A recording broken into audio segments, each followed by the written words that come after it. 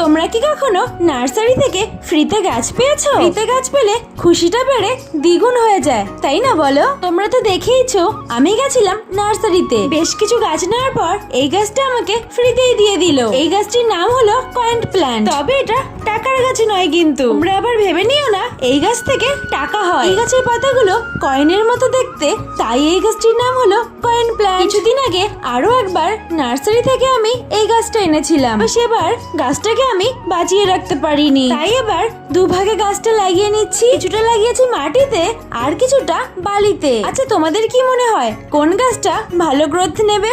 কার কার ছাদ বাগানে এই গাছটি আছে কমেন্ট করে জানিও। দেখো, তোমাদের সাথে কথা বলতে বলতেই আমার গাছ লাগানো কমপ্লিট হয়ে গেছে। এবার কিছুটা জল দিয়ে ছাওয়ায় রেখে দেবো 2 দিনের জন্য, তারপর রোদে বের করে দেবো। এরপর শুধু দেখার পালা কোন গাছটা ভালো গ্রোথ নেয়। আজ তবে আসি, ভালো থেকো সবাই, টাটা।